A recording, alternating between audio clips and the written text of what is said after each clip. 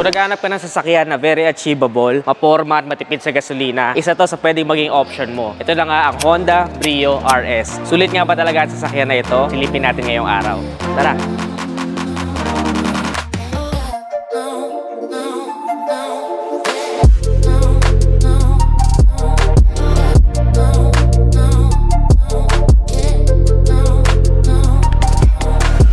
Alam nyo na rin, napakagaan ng loob ko sa sasakyan na ito kasi dahil nagre-review ko ng mga makamasang motor, ito ay isa sa mga makamasang kotse rin na kung tutuusin ay napaka-porma na rin at napaka-elegante na rin ang hatid na features. Very achievable siya kung pinag-ipunan mo yung pera mo. Let's say for example, galing ka sa motorsiklo and then mag-uumpisa ka na pumasok sa mundo ng sasakyan. Ito yung after mo mabili, hindi sasakit yung ulo mo kasi matipid pa rin sa gasolina dahil meron itong average fuel consumption na naglalaro sa around 10 kilometers per liter kapag sa city driving and 18 kilometers per liter naman kapag highway. Yung size naman niya na is hindi rin masyadong mahirap i-park dahil napakaliit lang ng i-consume na space na itong isang to. Very elegant din sa akin yung looks niya. For me, is somehow timeless na rin or hindi basta-basta malalaos. Sa unahan na meron tayo dito Honda badge and RS badge of course. Dahil RS variant itong nare-review natin with also honeycomb grills. Yan, pati dito meron mga honeycomb grills. Yung iba medyo ang pangamba dito pagka medyo maulan, mahirap linisin. Pero for me, super good looking naman niya. And kaya naman basta maalagaan lang natin na maayos yung kotse natin, di ba? We also have halogen headlight and halogen turn signals, pati halogen fog lamps. So kung gusto mo siyang papalitan ng LED, may mga aftermarket options naman tayo. Gusto ko rin dito sa RS variant is kulay glossy black. Yung dito sa unahan, dun kasi sa ibang variant, chrome pa. Medyo outdated na kasi sa akin yung chrome sa mga Honda units, just for my own opinion. Kaya mas nakakapagbigay ng premium look sa mga RS variants yung black dito sa part na to. Ang kulay nga pala neto na re-review natin ngayong araw is orange Phoenix Pearl, pero napakarami pa niyang magagandang kulay kagaya ng Carnival Yellow, Rally Red, Modern Steel Metallic at Taffeta White. Pero for me, ang pinakamalakas na dating is yung gray, yung white at saka yung yellow. So kayo, anong favorite color niyo ng Brio? Comment nyo nga sa ibaba. Also, itong gina-review natin is yung top of the line na kaya kung makikita nyo, naka-black top na siya. Yung pinakabubong niya or roof is kulay black. So ito yung pinakamataas na variant across all the Brio. Pagdating naman sa kanya side profile, ito yung isa sa mga pinakapoging angulo niya. May nakikita ko dalawang lines dito. Isa dito sa itaas na medyo paslant ng konti. Meron din siyang side sill garnish na body color. Pati yung mga door openers niya is naka-body color na rin tayo. Power folding na rin yung kanyang mga side mirrors with also repeaters. Iba to sa ibang variants niya. RS design yung kanyang 15-inch na alloy wheels dito. Chrome yung Honda badge niya dito. Pati ito parang two-toned wheels. And also, ang pinakamalakas na dating sa akin dito is yung kanyang spoiler dito sa side profile na ito. Meron din siyang ground clearance sa 137mm. So it's up to you kung good thing ito or bad thing ito. Kasi ngayon sa Pilipinas, ang labanan na is matataas na ground clearance pagdating sa mga kotse. Even sa mga motorsiklo. Maganda naman dito, syempre yung center of gravity niya, pati sa handling, nakakatulong naman ito. Pero huwag kayong mag-alala kasi mas mataas pa rin ito compared for example sa Honda City at saka sa Honda Civic. So pagdating sa mga humps ng Pilipinas, hindi naman ito prone sa pagsayad. Now, pagdating naman dito sa likurang bahagi ni Rises, mas gusto ko to compared dun sa previous variant ng Honda Brio. Para sa akin, mas updated na tong isang to. Do dito sa side na to, kung meron man silang i-update, siguro ito yung mga tail light niya. Kasi para sa akin, medyo mas up-to-date na yung sa mga Honda City and even sa Civic. Understandable naman kasi entry level lang tong isang to. Of course, meron din tayo ditong tailgate spoiler with high mount LED stop lamp. So ito, umiilaw to kapag nagpe-preno tayo. Meron din tayo ditong non-intermittent na wipers. Honda badge dito, Brio emblem, RS badge with iVTech of course. Wala din siyang rear camera and sensors. So yun sana yung ma-update in the future. Lalo na RS variant pa tong isang to. Top of the line na. So buksan naman natin siya. Yun. For me sa size nito, super generous na yung amount na kanyang storage. Meron tayo ditong 258 liters kapag hindi mo finold to. Pero kapag finold mo yan, mas lalaki pa yan. Magiging 710 liters na yung inyong storage. Very decent na ito para sa hatchback na kagaya nito. Super dami nyo nang mailalagay and good din kung meron kayong mga small businesses at kailangan nyo magkarga dito ng mga gamit. Kasya ba ako?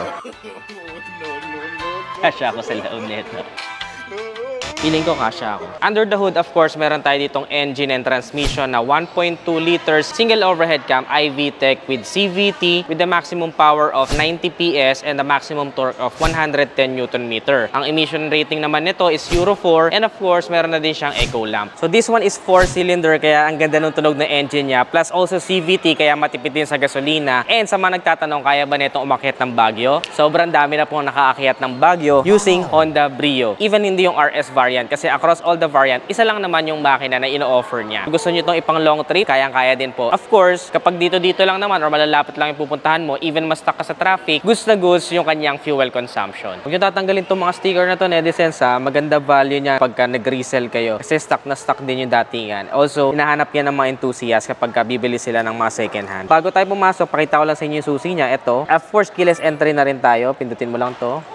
Nakapasok ka na. When it comes to seat naman, Netizens, di naman tayo katangkaran. So, my height is just around 5'4". Malawak pa yung aking legroom dito. And even sa headroom naman, medyo konti na lang. So, for taller riders, I think medyo masisikipan kayo kapag masyado nang matatangkad yung drivers dito. Pagka sa mga short riders naman or sa regular adult, kasyang-kasya naman dito. I think even 5'10", kakasya dito ng walang kahirap-hirap. Maluwag naman siya. Meron lang siyang maliit na center tunnel dito. Kaya, yung sa mga center passenger, medyo magsasacrifice lang. Ng konting-konti lang naman. Unlike dun sa ibang sasakyan na masyadong malaki yung center tunnel. And of course, meron tayo ditong RS interior with orange accent. Tapos black fabric seats naman siya with orange stitching. Yung material sa mga upuan. Meron din tayo ditong power windows with one touch auto down. Of course, meron din mga grab bar dito. Hindi siya natutupi. Fix na siya sa ganyang setup. Meron din adjustable headrest. Wala din tayo ditong center armrest para sa ating mga passenger. Pero understandable kasi nga entry level naman to sasakyan na to. Tapos ang pinaka-toys lang, konting bottle holders na medyo maliit lang dito sa pagkabilang sides ng pintuan at saka meron ding speakers. Walang mga chargers, very straight to the point. Simpleng-simple lang dito sa passenger seat sa second row. Tingnan naman natin sa driver's side. So, kanyang seat naman for the driver ay na uusod naman harap at likod. Depende sa inyong preference and sa height of course. Tapos pwede din siya i-recline all the way. Pwede ka matulog. Yeah. So, okay, di ba? Urethane naman yung kanyang nasa steering wheel and soft touch naman yung kanyang material. May Honda badge tayo dito.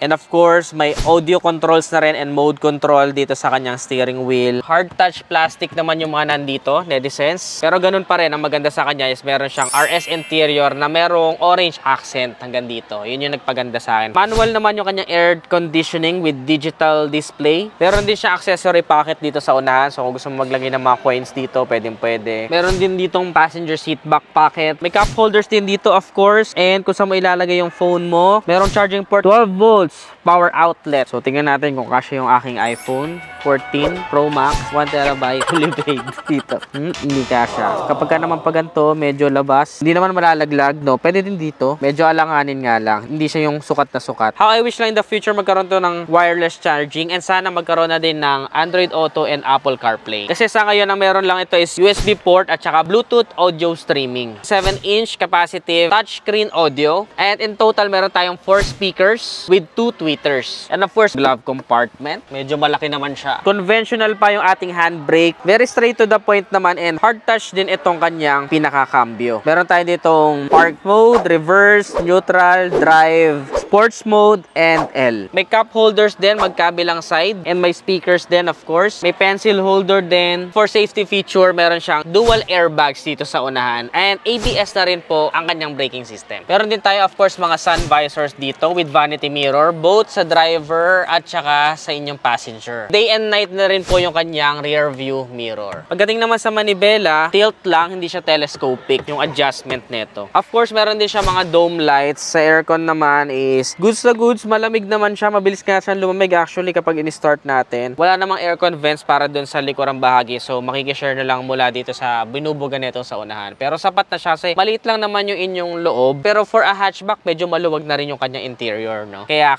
naman niyang palamigin even on a summer day. Of course, adjustable din yung ating headrest. Wala rin pala mga metal pedals to, no? Sa upo ko dito sa Honda Brio, Netizens, very compact siya at parang ang sarap niyang i-drive kasi kahit saan, alam mo na kayang-kaya mong sumingit. Lalong-lalo na ngayon na medyo traffic and of course, hindi mo din alam minsan sa mga mall, ang hirap din mag-park. Even sa ating mga places, kung saan man tayo pupunta, medyo maliliit yung mga parking space. Plus, ayun talaga yung medyo nagpapagaan sa kalooban ko kasi kahit alam mo matraffic ka, matipid pa rin ito sa gasolina. Lalong-lalo na kung gagamitin mo lang ito pampasok or sa mga mga travel mo na medyo malalapit lang, super good na netong isang to. Ngayon, kapag nabitin ka, let's say for some incidents na kailangan mo overtake sa mga truck, medyo nagmamadali ka na, ang gawin mo is ilagay mo siya sa sports mode para meron kang sapat na torque and power na overtake sa mga ganong scenarios. Pero so far, for city driving, this one is the best. And masasabi ko na ito yung isa sa medyo competitive yung ganda ng kanyang handling and suspension compared sa kanyang mga competitors. Which is, pwede din natin i-review yung ibang hatchback category sa ibang brands. Kung alin doon ang favorite nyo, i-comment nyo lang sa ibaba. Alam nyo, kapag nakakita ko ng Honda Brio sa kalsada, naiinggit talaga ako kasi alam ko na nakuha nila yung achievement na magkaroon ng kotse at hindi sila nangangamba na kahit saan sila pumunta ay mamumulubi sila sa gasolina. So, ang pinaka binabayaran dito is I think yung peace of mind na nakakotse ka, hindi ka mapipigilan ng ulan. Pag tag-init, kayang-kaya din niya dahil air condition sa loob. Tapos kapag meron ka mga kailangan dalhin na hindi pwedeng mabasa, madadala mo. And sobrang fuel efficient pa rin. Plus, kung power naman ang hanap mo, hindi ka rin mabibitin sa maahonan dahil 4-cylinder na rin with iVTEC. Napaka-competitive pa nung kanyang makina na 1.2 liters engine compared dun sa mga competitors niya na medyo mas mahihina yung makina. Ang presyo ng Honda Brio ngayon, Edison, sa entry level na automatic transmission na CVT, 772,000 pesos. Habang yung RS variant naman na CVT na hindi pa black top ay meron namang SRP na 828,000 pesos. Kung gusto niyo naman itong na-review ko na merong black top, which is yung top variant niya, nagkakahalaga naman ng 838,000 pesos. Alin sa inyo ang variant ng Brio na pinaka-sulit? Comment nyo nga sa ibaba. Of course, kung gusto nyo kumuha ng inyong sariling unit na Honda Brio, pwede din kayo mag-visit dito sa Honda Cars Carmona and pwede nyo rin kontakin si Brian Sanchez. Ito yung kanyang contact info. Ayan.